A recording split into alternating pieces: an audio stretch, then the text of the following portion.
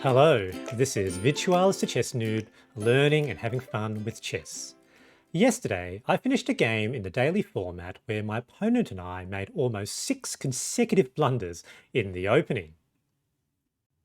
I have to admit, the daily format is not my favourite format. This is almost like correspondence chess, where after a move, you have up to a few days, depending on the game settings, to make a response. What often ends up happening, however, is that I'll get a notification on my phone or tablet to make the next move, usually when I'm in the middle of doing something else. So I'll just absent-mindedly play a move and will lose track of what my plan was. I imagine that perhaps the same was the case for my opponent. Please enjoy this quite mad game. So let's begin with the review. Now I played okay, I suppose, when you look at the accuracy, 71%, opponent around 60%. But you can see this crazy chart in the opening, up and down, all over the place. Those red dots are all blunders. And then seemingly we sort of stabilize, opponent stabilizes, and I managed to clinch the victory at the end. Now we've actually played some reasonably good chess, in terms of looking at the number of best moves and excellent moves.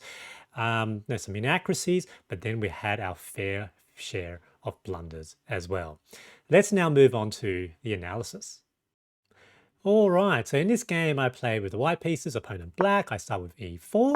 Opponent plays knight f6, which is Alekhine's defense, which is not too common. I went short, so knight c3, and then they played d5, which was unexpected. So apparently this is a Scandinavian variation. Looked to me that the best move was just to play e5 to bump the knight. The knight pushes forward rather than retreat backwards to g4, and apparently that was a mistake. Now I now make my own mistake, because apparently d4 was better, and of course that makes sense, right? Because you'd want to try to control the center. I don't know what I was thinking. Opponent now makes the first blunder in the sequence. So e6 is a blunder because it now blocks the defense of that knight. Because that knight, of course, is, my queen is looking at that knight. And I can imagine my opponent was just maybe doing something else, or the move in a phone, just lost sight of the fact that the knight was under attack by the queen. Because in fact, I lost sight of the fact that my queen was attacking the knight as well, because I immediately played knight f3, which is a blunder because I didn't capture. The opponent now makes another blunder, the third blunder in a row.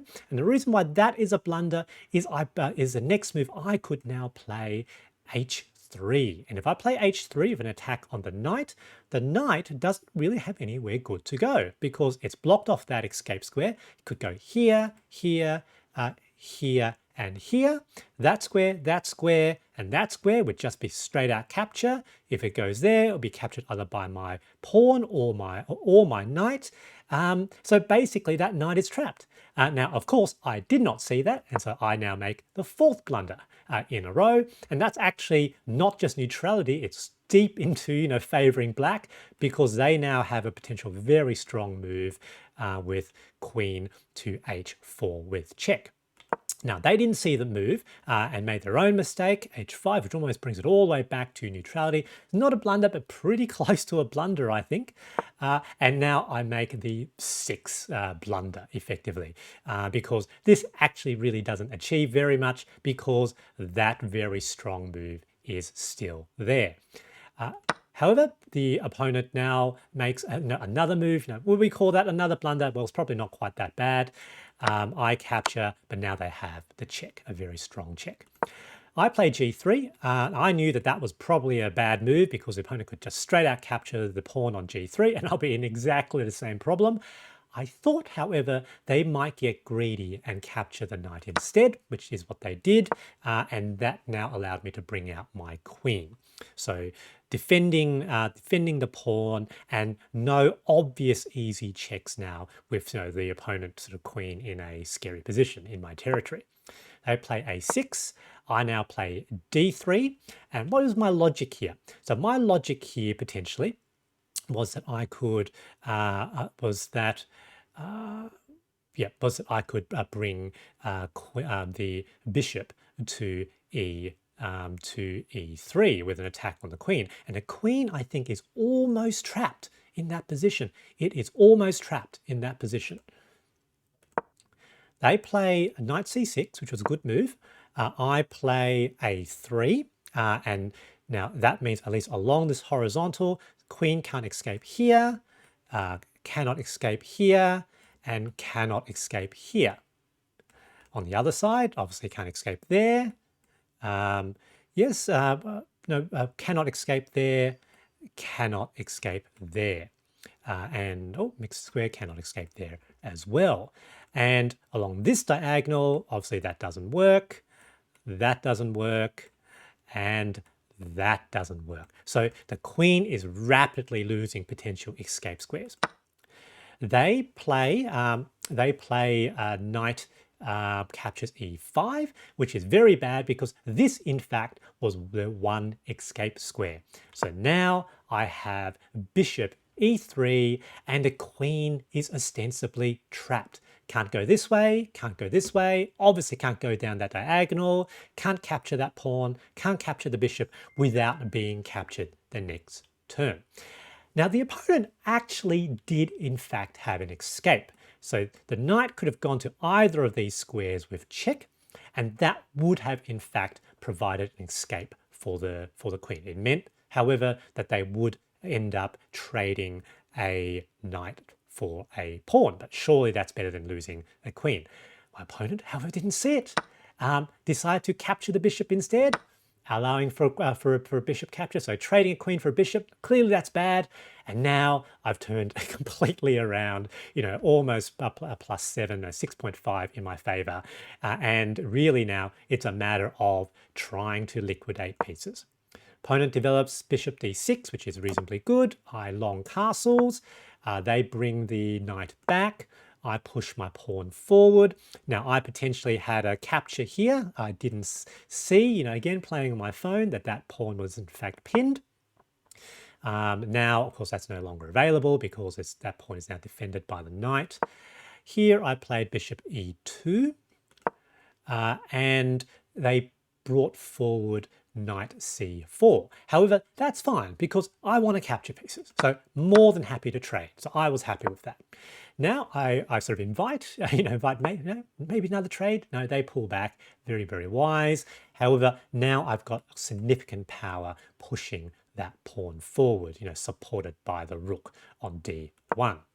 I make that move first to sort of get rid of that problem with that potential pawn. They now close that, which is fine. So that effectively potentially blocks that.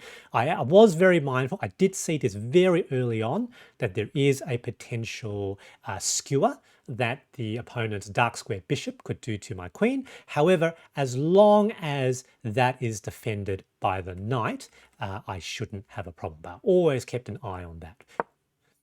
Push the pawn forward as per the plan. They push that forward, which is fine. Push the pawn forward again, potentially happy to trade and, capture, capture, capture, capture. I'm ahead there. They capture, I capture. Here, they opted to move the king out of the way rather than lose their bishop, which again is probably a wise move. And again, I need to be very mindful, need to be very careful of that potential skewer, which is there. So here, I just move the queen out of the way, take it out of the skewer. They bring bishop e6, which is a good move. I now capture that hanging pawn. They sort of push that other pawn forward, capture with queen, no problems. The opponent brings their knight across, which is fine. Move the knight out of the way. And here, ostensibly, with an attack on the queen. However, it's fine because now I can sort of give a check. They capture, and now I can move the queen out of the way with check. Queen moves, the king moves. Bring the other rook into the picture, onto the F file, lining it up with the king, effectively pinning that bishop. King moves out of the way, which is wise. And here, I was a little bit trying to work out how am I going to sort this out. And the other thing I need to watch out for is that the bishop and the rook are both facing that pawn. I need to find some way of sorting that out. And what I decided was, look, I'm up in a lot of material. Let's just whack that bishop. The fewer pieces the opponent has, the better it is for me. And they capture. Here, I decide to put my queen sort of in line in a battery. Stockfish preferred sort of rook onto the 7th rank, which is of course good, but no, not too different between the two moves. They push a pawn, which I suppose makes sense. However, now I have check. King moves, and now I've can capture that hanging piece. So that was that was a fork. The opponent brings the other rook, trying to defend their pawns. However, I'm fine. So to stop this sort of blockade of some of these files, I was actually pretty happy. I'm happy to actually just sacrifice potentially a pawn to open up that position. Now, the opponent cannot capture with the pawn because it is pinned. And so either they move the king out of the way, of which I can straight out capture, or they have to capture with king. They capture with king, which was what was expected. Rook, check. They brought it forward. Queen, check. And they bring the queen back. And here, because I was so focused on capturing pawns, I actually missed something. Now, what I saw was that if I gave a check, I should be able to capture that pawn. So that was my plan. However, now I missed a basic mate in 1 because that is mate in 1. So the opponent is boxed in by these two pawns and has no escape squares. I didn't see that. Again, I think I was playing on my phone, having dinner at the time, dinner out, and so captured that pawn instead. No, still completely winning, but missed a potential nice mate there. Opponent tries to threaten, but I just want to trade pieces. So that's good for me. Here I do a check, basically forcing that, but that's good. Now I'll move my pawn forward. Basically that rook is now going to be lost. Push forward. Here we go. So either the king is either forced out of defense of the rook, of which then rook is gone, or they bring the rook down to block, of which it is still lost. So in this position, the opponent opted to resign. Very, very funny game, particularly the opening, but some good tactics and some good play in the middle.